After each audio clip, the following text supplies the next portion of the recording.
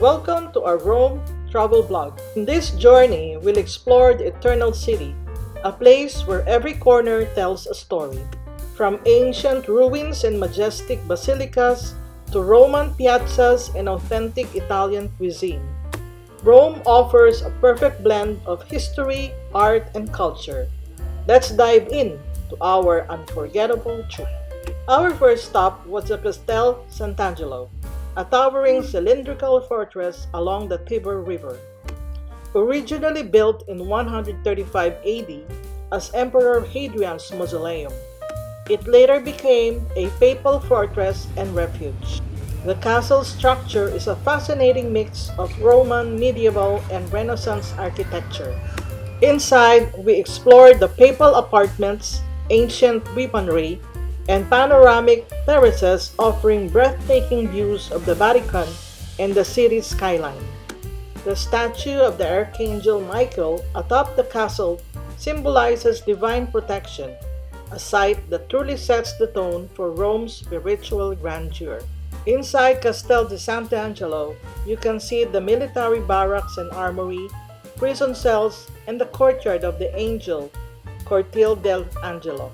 In the lower level, you can see the Mausoleum of Hadrian, the ancient Roman corridors, and the funerary urns and relics.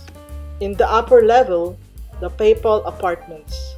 You can see the lavishly decorated chambers built for popes during the Renaissance, featuring frescoes, stucco work, and ornate furniture, the Grand Hall commissioned by Pope Paul III, and the secret passages.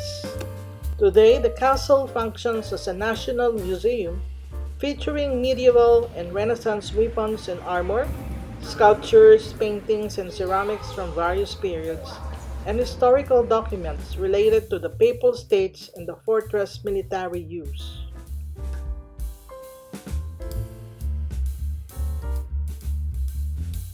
The highlight of our trip was the Colosseum, Rome's most iconic symbol. Completed in 80 AD, this massive amphitheater once hosted gladiatorial contests, public spectacles, and dramas.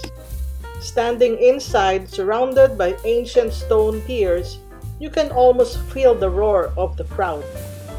The engineering brilliance of the Colosseum, from its underground tunnels to its retractable awnings, remains awe-inspiring even today. Next, we wandered through Palatine Hill, one of the 7 hills of Rome and the legendary birthplace of the city. According to myth, this is where Romulus founded Rome in 753 BC. The area is rich with imperial palaces, gardens, and ancient ruins, surrounded by lush greenery.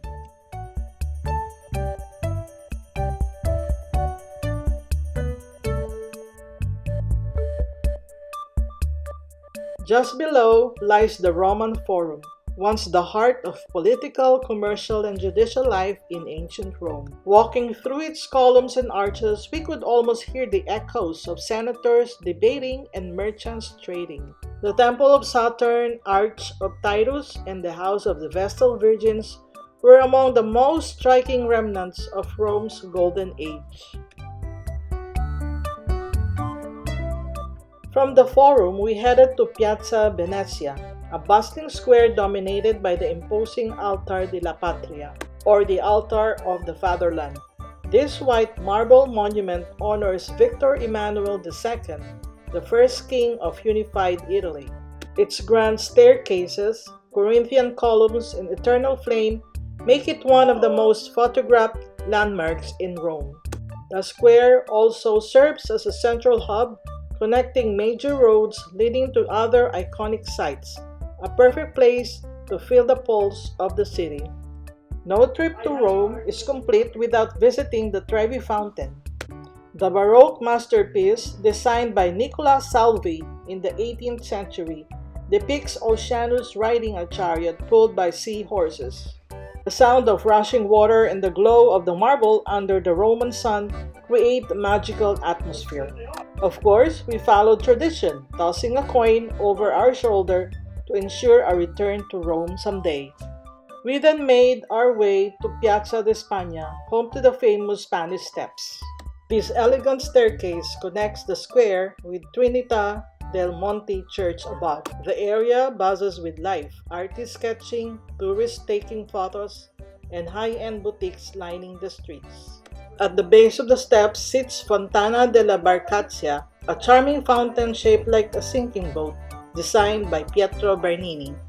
A quieter yet deeply spiritual stop was San Silvestro in Capite, a historic basilica near Piazza San Silvestro. Built in the 8th century, it's known for housing relics of St. John the Baptist. The church's peaceful courtyard and ornate interior mosaics offer a serene escape from the city's busy streets, a perfect spot for reflection amid the Roman chaos.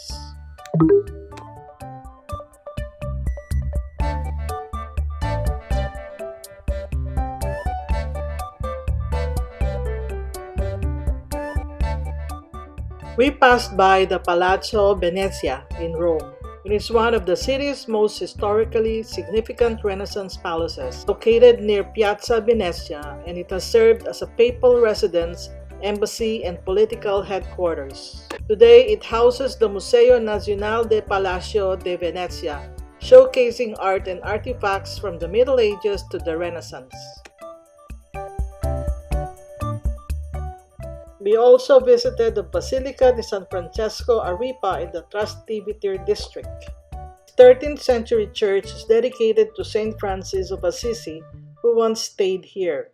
Inside, we admired Bernini's sculpture Beata Lodovica Albertoni, a masterpiece of Baroque emotion and movement. Afterward, we explored Trastevere, one of Rome's most charming neighborhoods. Cobblestone streets, ivy-covered buildings, and lively piazzas create a bohemian atmosphere. Our cultural journey continued at the National Roman Museum. This museum houses one of the world's richest collections of ancient art, from Roman sculptures and frescoes to jewelry and coins. The highlights include the Lodovici Goal, the sleeping Hermaphroditus, and beautifully preserved mosaics from ancient villas. It's a must-visit for anyone fascinated by the art and history of ancient Rome. The Galleria Borghese is one of Rome's most celebrated art museums, housed in the elegant Villa Borghese Pinciana within the lush Villa Borghese Gardens. It contains one of the world's finest collections of Renaissance and Baroque art, assembled by the powerful Borghese family, especially Cardinal Spioni Borghese in the early 17th century. It was founded around 1607 to 1613 by Cardinal Scipione Borghese, nephew of Pope Paul V and an early patron of Gian Lorenzo Bernini and Caravaggio. The architecture was designed by Flaminio Ponzio and Giovanni Basanzio. The villa exemplifies early Baroque architecture with classical balance and rich ornamentation. The Borghese family owned the villa until the late 19th century, and it was sold to the Italian state. We stayed at Hotel Demetra, a modern boutique hotel conveniently located near Termini Station. Its central location made it easy to explore all the major attractions on foot or by metro. The rooms were elegant and comfortable, featuring contemporary design with classic Italian touches.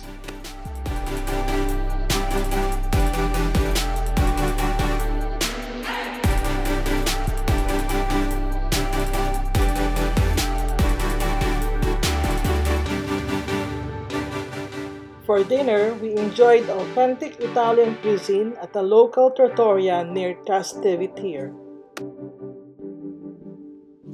We savored handmade pasta, wood-fired pizza, and tiramisu paired with a glass of Chianti. The atmosphere was warm and lively, filled with laughter, the aroma of garlic and basil, and the unmistakable charm of Italian hospitality. That wraps up our incredible journey through Rome, a city where history, art, and everyday life intertwine beautifully. If you're planning your own Roman adventure, prepare to be amazed, inspired, and forever changed by Eternal City. Thanks for joining us on this trip. Don't forget to like, subscribe, and stay tuned for our next travel vlog.